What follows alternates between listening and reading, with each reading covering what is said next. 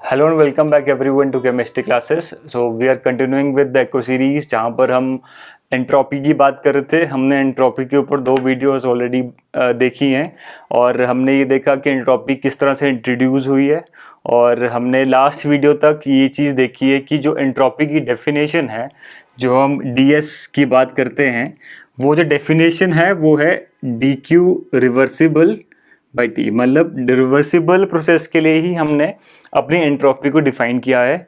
हमने ये चीज़ भी पढ़ी है कि जो D Q irreversible by T है, ये भी किसी भी मतलब चीज़ का रैंडमनेस ही बताएगा, बट इसको हम एंट्रोपी नहीं बोलेंगे। एंट्रोपी हम स्पेसिफिकली डिफाइन करेंगे जब भी हम रिवर्सिबली हीट को ट्रांसफर करेंगे। तो ये चीज़ हमने देखी थी और अब हमें देखना है कि डी क्यू रिवर्सिबल और डी क्यू इरिवर्सिबल के बीच में रिलेशन क्या है। और ये बहुत एक इम्पॉर्टेंट रिलेशन है। बहुत सिंपल वे में इसको प्रूफ भी कर सकते हैं। इम्पॉर्टेंट इसलिए है क्योंकि ये एक जनरल स्टेटमेंट ऑफ एंट्रोपी को डिफाइन करता है। ठीक है, अब जैसे हम क्लॉजियस इनइक्वालिटी की बात करते हैं, ठीक है, तो इसी में हम देखेंगे कि डी क्यू रिवर्सिबल और डी क्यू इरिवर्सिबल के बीच का रिलेशन क्या है। ठीक है, तो नॉर्मल प्रोसेस हम देखते हैं। एक हमारे पास सिस्टम ए में है और एक सिस्टम हमारा बी पोजीशन पे है। ठीक है, हम एंट्रोपी की बात करेंगे। एंट्रोपी इसकी यहाँ पर कुछ है। एंट्रोपी एक स्टेट फंक्शन है, ये तो हमको पता चल गया था हमारे प्रीवियस वीडियो से।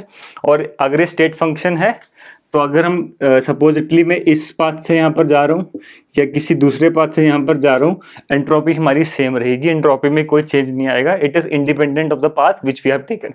Okay, so what I am doing is I am taking 2 paths. ये एक फर्स्ट पाथ है और एक सेकंड पाथ है। जो फर्स्ट पाथ है वो मैं रिवर्सिबली ले रहा हूँ। ओके, रिवर्सिबली ए से भी गए हैं और सेकंड पाथ जो है वो इरिवर्सिबली हम ए से भी गए हैं। ठीक है, तो ये चीज़ अब जो एंट्रोपी है वो ए पे भी सेम है, वो बी पे भी सेम है, और जो चेंज इन एंट्रोपी है वो दोनों में सेम होगा। ठीक है, अब देखिए अगर मैं यहाँ पर इंटरनल एनर्जी की बात करूँ तो डी यू है। ठीक है, डी यू मतलब मैं फर्स्ट लॉ की बात कर रहा हूँ, D U is equal to D Q plus D W. Okay, clear. अब मैं यहाँ पर जो वर्क है वो पीवी वर्क मानता हूँ। जनरली हम पीवी वर्क ही मानते हैं। हम ये आगे चल के जब हम एप्लीकेशन ऑफ थर्मोडायनेमिक्स की बात करते हैं तब हम वर्क को केमिकल एनर्जी के फॉर्म में स्प्लिट करते हैं, बट जनरली तब तक हम वर्क को पीवी एक्सपेंशन या कंप्रेशन वर्क ही मान के चलते हैं। ठीक है, अब ये प्रोसेस है, ये फर्स्ट प्रोसेस के लिए अगर मैं मानूंगा तो डी यू जो है वो हो जाएगा डी क्यू रिवर्सिबल। ठीक है, अगर मैं यहीं पर वर्क डन ये पीवी वर्क मानूं तो माइनस पी टीवी। अब रिवर्सिबल है तो यानी कि पी जो है ये हमारे सिस्टम का ही है, जो हमारी गैस है उसी का हमारा प्रेशर होगा। जनरली एक्सटर्नल होता है, पर रिवर्सिबल के केस में ये सिस्टम के बराबर हो जाएगा। और अगर हम इरिवर्सिबल बात करें तो क्या हो जाएगा सेकेंड प्रोसेस के लिए, D Q irreversible minus P यहाँ पर एक्सटर्नल हो जाएगा और डी वी।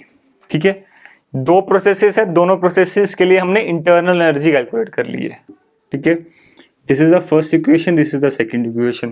ठीक है, अब हम क्या करेंगे, इस इक्वेशन फर्स्ट माइनस सेकंड करेंगे तो D you minus D you, both the processes के लिए डी यू जो है वो सेम रहेगा। क्यों? क्योंकि डी यू जो है इंटरनल एनर्जी जो है वो एक स्टेट फंक्शन है, hence change in internal energy दोनों के लिए सेम है। क्योंकि पाथ भले ही अलग था पर पोजीशन इनिशियल और फाइनल दोनों की सेम है, इसलिए डी यू जो है वो सेम रहेगा। तो अगर मैं दिस माइनस दिस करूंगा तो अल्टीमेटली ये 0 हो जाएगा।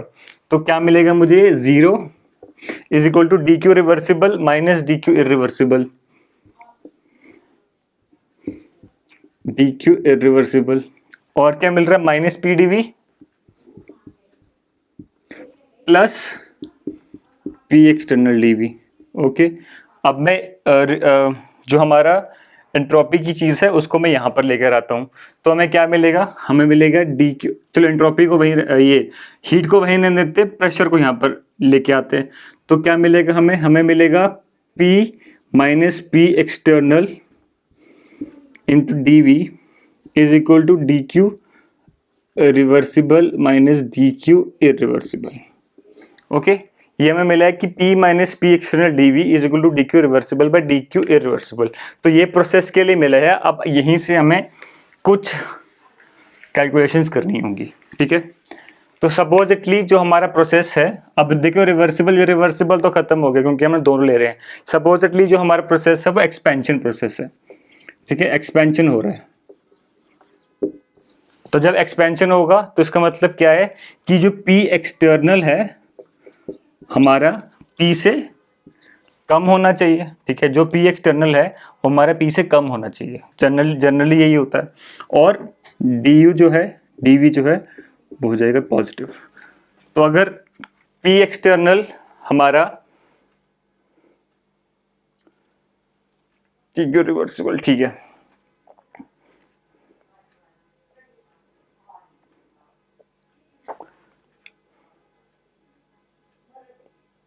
सॉरी यहाँ पर ये चीज सही है वैसे तो, P external should be less than and dv will be positive. तो अगर P एक्सटर्नल, ठीक है, अगर P एक्सटर्नल हमारा P से कम है तो ये जो टर्म है ये हो जाएगी पॉजिटिव और ये टर्म भी positive. Hence dq reversible minus dq irreversible will be equal to positive, ठीक है। सेकेंड टर्म देखते हैं कि क्या ये कंप्रेशन के लिए भी सेम है या नहीं, ठीक है। अगर हम कंप्रेशन करते हैं तो कंप्रेशन के लिए क्या होगा, जो हमारा P एक्सटर्नल है वो हमारा इंटरनल प्रेशर से ज़्यादा होना चाहिए और जो हमारा वॉल्यूम चेंज है वो हो जाएगा नेगेटिव क्योंकि कंप्रेशन हो रहा है। तो अगर हम यहाँ पर बात करें तो अगर P एक्सटर्नल ज़्यादा है तो this term will come out to be negative and this term will also come out to be negative, ठीक है। Negative into negative will form positive. Hence even for a compression process dq reversible minus dq irreversible is positive. तो ये हमको एक बहुत important चीज बता रहा है कि जब भी कोई भी प्रोसेस होगा, ठीक है, जब भी कोई भी प्रोसेस होगा तो अगर प्रोसेस रिवर्सिबली हो रहा है और इरिवर्सिबली हो रहा है तो हीट ट्रांसफर जो है वो रिवर्सिबल प्रोसेस में हमेशा इरिवर्सिबल से ज़्यादा रहेगी। तो ये हमको दोनों में पता चला, चाहे वो कंप्रेशन हो चाहे वो एक्सपेंशन हो, दोनों प्रोसेसेस में रिवर्सिबली जो हीट ट्रांसफर हुई है वो इरिवर्सिबल से ज़्यादा होगी। अब हम क्या करते हैं, इसको हम डिवाइड करते हैं at their temperature, respective temperature से। तो क्या मिलेगा, D Q reversible by T is greater than D Q irreversible by T. अब D Q reversible by T क्या है, वो है हमारा एंट्रोपी, तो डी एस। तो ds will be greater than dq irreversible by t। अब देखिए इसको मैं ds नहीं बोल रहा हूँ क्योंकि ds जो है बार बार बोल रहा हूँ कि रिवर्सिबल प्रोसेस के लिए ही डिफाइंड है। अगर आपसे कोई इंटरव्यू में पूछता है तो इस चीज पे वो पक्का फोकस करेगा कि क्या आप dq इरिवर्सिबल बाई t को भी एंट्रोपी बोल रहे हो कि नहीं। वो एंट्रोपी नहीं है, वो रैंडमनेस जरूर बताता है पर वो एंट्रोपी नहीं है, ठीक है। अब एक चीज और हम निकाल सकते हैं, सपोजिटली मैं dq इरिवर्सिबल ना लिख के जनरलाइज dq लिखूं, मतलब इंक्लूडिंग रिवर्सिबल एंड इरिवर्सिबल, और तब इसका रिलेशन एंट्रोपी से देखूं तब क्या हो जाएगा। अगर तो रिवर्सिबल होता तो इक्वल टू साइन आता, ठीक है, और अगर इरिवर्सिबल होता तो ग्रेटर देन साइन आता, तो ग्रेटर देन इक्वल टू हो जाएगा। इसका मतलब ds जनरलाइज अगर मैं करूं तो ds will be greater than और equal to dq by T, okay. And this is a very important equation. ये बहुत जगह पर आपसे पूछेंगे कोई इंटरव्यू वाले कि ds और dq के बीच में रिलेशन बताओ, तो आपको ds equal to dq by T नहीं लिखना है, आपको ds ग्रेटर देन और equal to dq by T लिखना है, क्योंकि when you are saying dq you must include both reversible way of heat transfer as well as irreversible way of heat transfer, क्योंकि entropy जो है वो irreversible way of heat transfer से ज्यादा रहेगी, ठीक है। एंट्रोपी जो है वो irreversible way of heat transfer से ज्यादा रहेगी कंपेयर टू रिवर्सिबल के लिए तो इक्वल ही है, ठीक है। तो ये एक बहुत इंपॉर्टेंट टर्म है और बहुत जगह पे पूछी जाती है। तो we are almost covering up, almost we have covered up this entropy, क्योंकि मेजर जो कंफ्यूजन पोर्शन था हमने एंट्रोपी का कवर कर लिया है। अब हम देखते हैं कि हम एंट्रोपी जो है वो कैलकुलेट कैसे करें, ठीक है। अब देखिए हमारे पास एक इक्वेशन है du is equal to D Q और माइनस पी डी भी बोलूँगा मैं, ठीक है। अब देखो जब हम रिवर्सिबल प्रोसेस की बात करें, क्योंकि एंट्रोपी निकालनी है, तो ये भी इसको रिवर्सिबल कर दो। तो डी क्यू अगर रिवर्सिबल हमको निकालना है तो वो हो जाएगा D U plus P D V. Okay, तो ये एक टर्म है जिसको हम यूज कर सकते हैं डी क्यू निकालने के लिए। और अगर हमको एंट्रोपी निकालनी है तो divide everything by temperature. Okay, अब हम क्या करें, डी यू को अब जो हम पढ़ के आए हैं कि D U is a function of temperature and volume, वो हम लेकर आएंगे। ठीक है, अब ये चीज भी मैं आपको वापस रिवाइज करवा रहा हूँ। वापस एक क्वेश्चन पूछ रहा हूँ कि D you can you be a function of temperature and pressure और नॉट। ये आप देखिए, अगर आपको ये चीज आती है, मतलब can you be a function of temperature और प्रेशर, हमने तो U as a function of temperature and volume माना है, यहाँ पर भी हम टेम्परेचर एंड वॉल्यूम का ही फंक्शन मानेंगे। बट कैन इंटरनल एनर्जी भी अ फंक्शन ऑफ टेम्परेचर और प्रेशर, ये आप सोचिए। और अगर आपको नहीं आता तो प्रीवियस वीडियोस में देखिए कि क्या इंटरनल एनर्जी को हम टेम्परेचर और प्रेशर का भी फंक्शन मान सकते हैं या नहीं। ठीक है, अब देखिए इंटरनल एनर्जी है, इंटरनल 1/T तो बाहर लो एक बार, तो क्या आ जाएगा C V plus del U by del V at constant temperature D V plus P by T D V. Okay, यहाँ पर हम एक चीज लगा सकते हैं,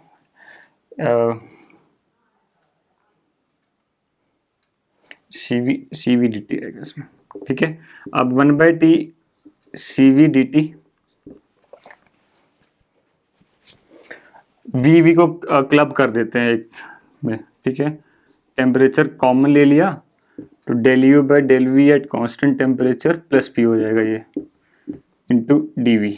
ओके, या फिर डेल वी। तो अब देखिए हमें पता है कि ये तो इंटरनल एनर्जी है, एनर्जी बोले इंटरनल प्रेशर है। ठीक है, क्योंकि इसका जो यूनिट्स है वो प्रेशर के हैं, इसीलिए यहाँ पर हम प्रेशर को भी ऐड कर पाए। और हमें इसका रिलेशन भी पता है, it is equal to T, pressure की यूनिट्स है तो del P by del T at constant volume, minus P आएगा और ये प्लस पी है तो ये कट जाएगा, तो अल्टीमेटली हमें मिलेगा ये। और टी से टी अगर मैं काट दूं तो अल्टीमेटली ये मिलेगा del P by del T at constant volume. Okay, del P by del T at constant volume और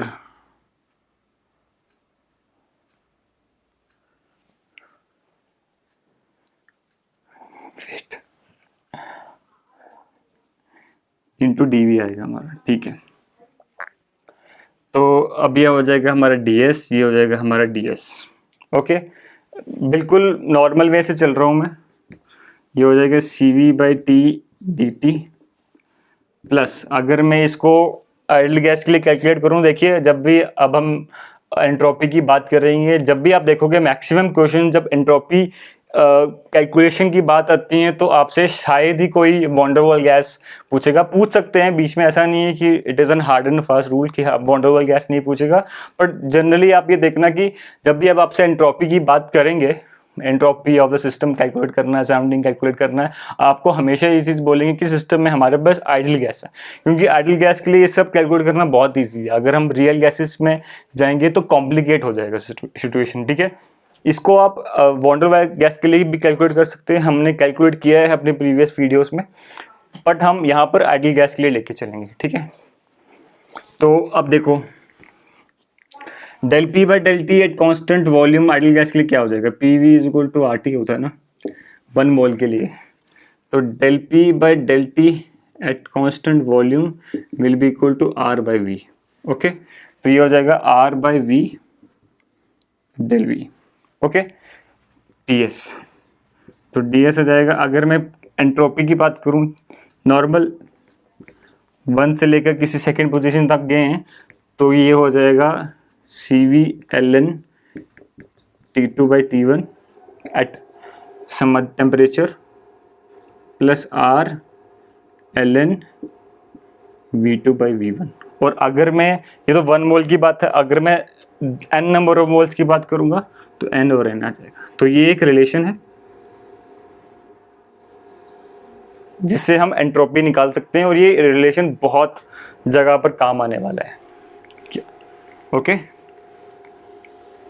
तो एक हमको रिलेशन मिल गया कि del S is equal to N C V L N T two by T one plus N R L N V two by V one. ठीक है, अगर कोई प्रोसेस आइसोथर्मल होगा तो टेम्परेचर की वजह से तो शायद एंट्रोपी में चेंज ना आए, बट वॉल्यूम और आइसोथर्मल एक्सपेंशन है तो वॉल्यूम की वजह से एंट्रोपी में चेंज आएगा। ये चीज़ आगे हम देखेंगे, क्योंकि 3-4 प्रोसेसेस हैं जिसको बहुत अच्छे से समझना ज़रूरी है। तो तब उस केस में जो एंट्रोपी में चेंज है वो केवल वॉल्यूम से आता है, टेम्परेचर से नहीं आता। ठीक है, और यहाँ से एक चीज़ और पता चलिए कि हम एंट्रोपी को फंक्शन मान सकते हैं टेम्परेचर और वॉल्यूम का। ठीक है, अब देखिए सिमिलर ग्राउंड्स में हम क्या कर सकते हैं। सिम जैसे हमने डी यू से निकाला है, हमारे पास एक रिलेशन और है एच का, यू प्लस पी वी, जिससे हम एंट्रोपी निकाल सकते हैं। मतलब this is here is entropy is a function of temperature volume, in that case we will find that entropy is a function of temperature and pressure, and this is also widely used, but u being a function of temperature and volume is widely used, but u as a function of temperature and pressure is not used। तो ये देखिए 4 चीज़ें हमको पता चल रही हैं कि u s को तो टेम्परेचर वॉल्यूम भी लेके चलते हैं, टेम्परेचर प्रेशर भी लेके चलते हैं, बट u को केवल टेम्परेचर वॉल्यूम लेके चलते हैं, टेम्परेचर प्रेशर नहीं लेके चलते हैं। तो ये चीज़ भी देखना कि ऐसा मतलब काफ़ी अच्छी है थर्मोडायनेमिक्स में ये सब चीज़ें आपको रिवाइज होनी चाहिए। आपको पता होना चाहिए कि हाँ यहाँ पर तो दोनों ही इम्पॉर्टेंट है, प्रेशर भी, बट इंटरनल एनर्जी में प्रेशर इम्पॉर्टेंट नहीं था, उसके रीजंस हैं। ठीक है, जो हमने ऑलरेडी डिस्कस किए हैं। H is equal to U plus P V, तो डेल एच, क्योंकि मुझे ना रिलेशंस भूल जाते हैं इसलिए I always start with the beginning. मुझे हमेशा डेल एच और डी क्यू का रिलेशन भूल जाता है, इसलिए मेरे को ये रिलेशन याद है कि H is equal to U plus P V, तो मैं उसी से डी एच और डी क्यू का रिलेशन निकालता हूँ। तो P D V plus V D P. ठीक है, and this you should do, I think if you want to get sure, अगर आपको बहुत कॉन्फिडेंस है कि आपके इक्वेशन सही हैं तो आप चल सकते हैं, बट अगर आपको रिस्क नहीं लेना, रिस्क फ्री जाना है, तो आप अपने एग्जाम टाइम पर भी कैलकुलेट निकाल सकते हो कि क्या एक्चुअल रिलेशन है, क्योंकि ज़्यादा टाइम नहीं लेगा। ठीक है, मैं हमेशा यही करता था, जितने भी मैंने एग्जाम्स दिए हैं, I always derived the formula, because मेरे को हमेशा फॉर्मूले से कंफ्यूजन होता था कि ये सही है या नहीं। तो डिराइव कीजिए, एटलीस्ट आप श्योर तो होंगे ना कि आप सही फॉर्मूला यूज कर रहे हैं। तो del H T D H, so will be, अब डी यू को करूँ तो डी क्यू आ जाएगा, minus P D V, expansion work की बात करेंगे, plus P D V plus V D P. ठीक है, ये कट जाएगा और हमें मिलेगा प्लस वी डी पी। अब हम बात करेंगे रिवर्सिबल प्रोसेस की, क्योंकि हमको एंट्रोपी निकालनी है। तो D Q reversible will be D H minus V D P. Okay, similar grounds में हम अब प्रेशर और एंथैल्पी के को कैलकुलेट आउट करेंगे। तो इसके लिए क्या कर सकते हैं, देख इसको भी बाय टेम्परेचर करना पड़ेगा। पहली बात तो divide by temperature, divide by temperature, divide by temperature. Okay, now what we get is 1 by temperature बाहर लीजिए, एक आ जाएगा हमारे पास C P D T. Okay, plus एक आ जाएगा हमारे पास सेकेंड इक्वेशन ऑफ स्टेट का left hand side, which is del P, okay, D P.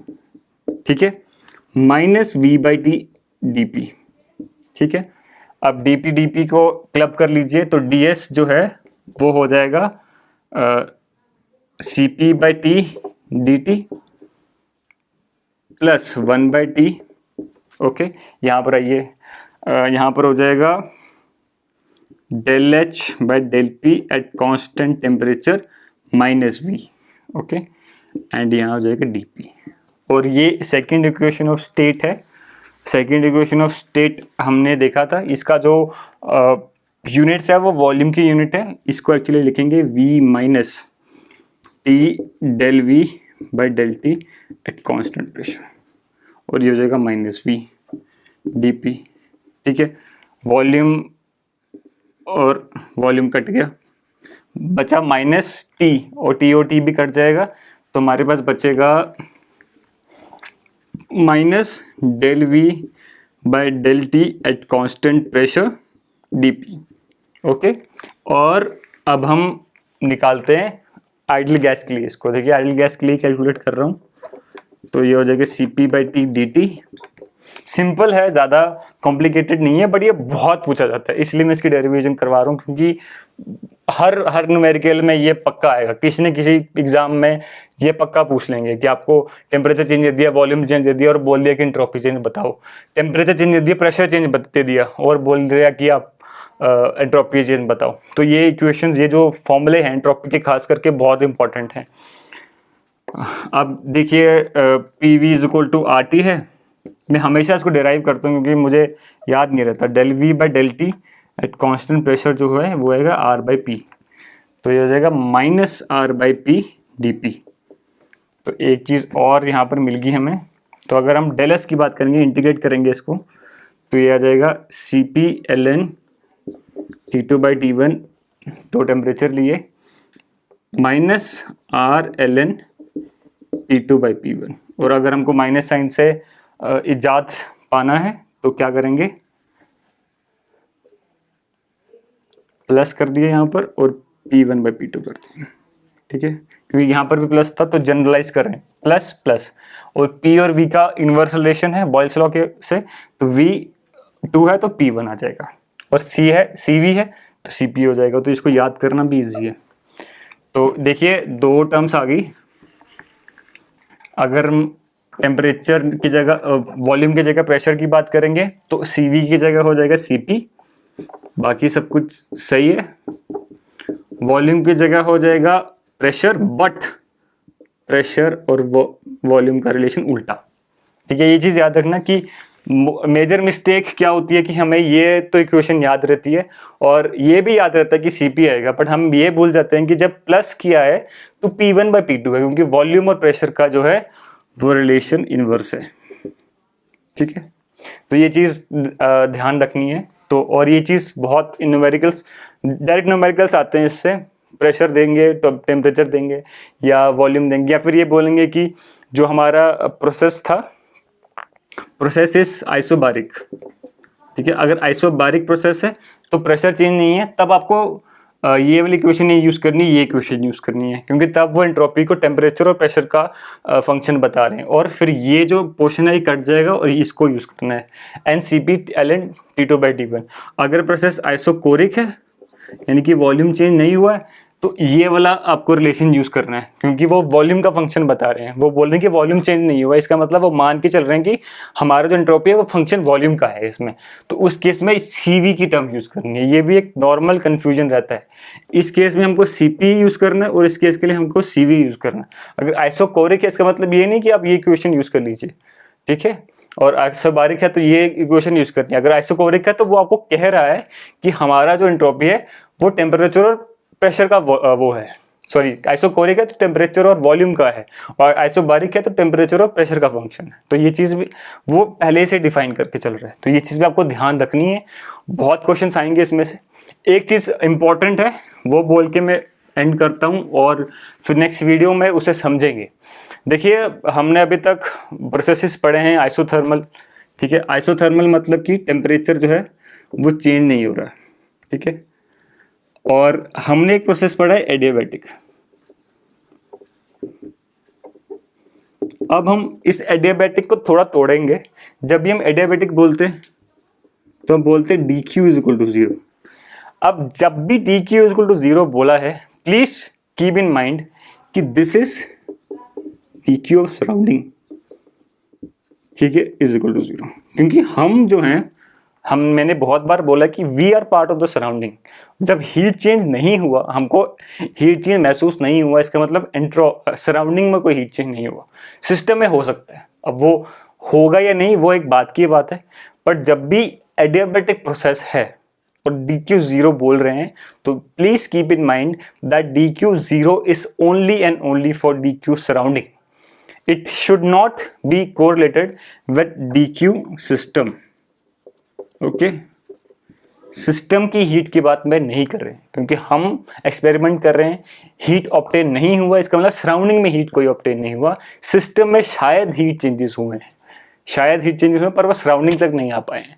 अब वो हीट चेंजेस क्यों हुए, क्या उन हीट चेंजेस ने किया है कि सराउंडिंग तक नहीं पहुंच पाए, वो हम नेक्स्ट वीडियो में देखेंगे। पर ये चीज़ बिल्कुल ध्यान में रखना, अगर आप नेक्स्ट वीडियो नहीं देख पा रहे हो किसी कारणवश, तो DQ 0 मतलब DQ सराउंडिंग 0, और ये एक बहुत इंपॉर्टेंट इंटरव्यू क्वेश्चन भी बनता है, ठीक है। क्योंकि जब आप एडियाबैटिक रिवर्सिबल, देखिए कि जब आप एडियाबैटिक रिवर्सिबल की बात करेंगे तो ठीक है, प्रोसेस की बात करेंगे, सॉरी एडियाबैटिक इरिवर्सिबल प्रोसेस की बात करेंगे, ठीक है, तब क्या है, तब उस केस में जो है हमारा जो प्रोसेस है वो स्पॉन्टेनियस है, क्योंकि इरिवर्सिबल प्रोसेसेस जनरली स्पॉन्टेनियस होते हैं, एक्सपेंशन अगर हम बात कर रहे हैं, ठीक है। और फिर हम एंट्रोपी से बात करेंगे, पर जब हमने बोल दिया कि प्रोसेस ही एडियाबैटिक है, DQ 0 हो जाएगा, और अगर DQ 0 है तो DQ/T तो 0 ही होगा ना, ठीक है। बट यहाँ पर इरिवर्सिबल प्रोसेस की बात है, तो उस केस में हमने रैंडमनेस सराउंडिंग की तो 0 कर दी, पर सिस्टम की रैंडमनेस 0 नहीं है, क्योंकि जब DQ 0 है तो DQ सराउंडिंग का 0 है, सिस्टम का 0 नहीं है। ये चीज़ आगे जाके हम नेक्स्ट वीडियो में हम यही चीज़ पढ़ने वाले हैं, पर ये चीज़ ध्यान रखना कि DQ 0 मीन्स सराउंडिंग का, सराउंडिंग में कोई हीट चेंज नहीं हुआ, सिस्टम में शायद DQ की वजह से कुछ चेंजेस आए हैं। तो ये चीज़ हम नेक्स्ट वीडियो में पढ़ेंगे। और कुछ बातें और है कि thank you so much for waiting long for this video. Sometimes ऐसा होता है कि हमारा, एज यू नो कि वी बोथ आर वर्किंग, और हमें टाइम कभी कभी नहीं मिल पाता है कि हम लेक्चर ले पाएँ। और पुनीत का एक्चुअली आजकल ही is busy with some medical emergency at home, so maybe for a quite time he cannot make a video, he will not make a video, and thank you so much for bearing with us and staying with us.